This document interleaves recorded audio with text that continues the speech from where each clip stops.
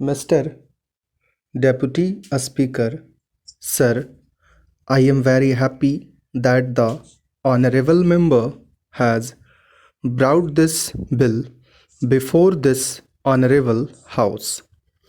Last time in the year 1984, when the same kind of bill was brought here, though I was present at that time, I could not participate in the debate when the Honorable Law Minister intervened. While appreciating the spirit of the bill, said that it is not possible for him to support this bill on the ground that if we include this in the fundamental rights in Article 19, then it cannot be enforced at all. He added that we must make a law which is enforceable and there is no use in passing all sorts of laws which are not in a position to implement. That was his line of argument, and I think that was the correct line. I also appreciate the spirit of this bill. We know that this is a gigantic problem in this country. It is most unfortunate that 60 years after independence, we are not in a position to provide jobs to our young people. This is the reason why in many states youngsters are attracted to terrorism. It is not their fault. It is our fault because we are not providing jobs to them. We are not providing any assistance to them, at least to live. That is why these youths are misguided by some people because of economic pressures. They are being attracted to these things and they are joining such movements. It is a very fundamental issue when we are thinking of terrorism or any other problem. It is also a law and order problem.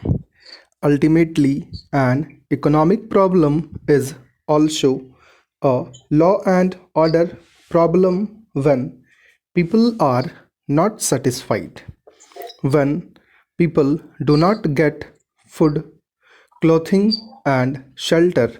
Naturally, they will think of other methods of making money.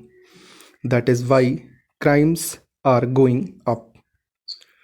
In the very capital city of Delhi, we find every day that crimes like robbery, dacoity, murder, and other crimes are going up. So, it is very essential for us, for the government to see how best we tackle this problem. There are so many methods. I am very happy to say that our government have taken several steps in this regard. When we go through the report of the Rural Reconstruction Ministry, we see that many steps have been taken. It is not a problem for the cities alone because about 70 to 80% of the people live in rural areas.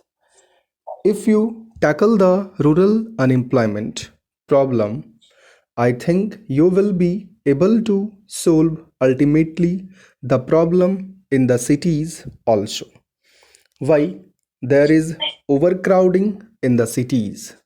It is because the people are not getting any jobs in the villages. They are coming to the cities in search of jobs. That is why there is so much of congestion, housing problem, and all sorts of things in the cities. This is a fundamental issue. If we improve the condition of the poor people in the rural areas, then we will be tackling the problem in the cities also.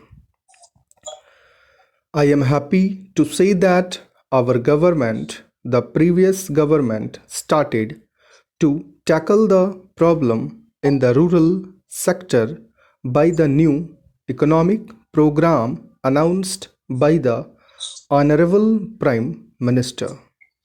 We have taken this problem very seriously, particularly in respect of land reform.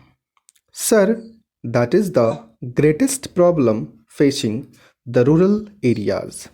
Some people are owning thousands of acres. Of course, after the land reforms, the number of acres is reduced. But still, there are certain problems now. Some people, in order to avoid this act, distribute land in the name of some people, but actually they are cultivating the entire land as Benami. This is called Benami. So that problem is also there. That is why I urge upon Honorable Law Minister, his predecessor also could not do anything while appreciating the spirit of the bill because it involves rupees 200 crores.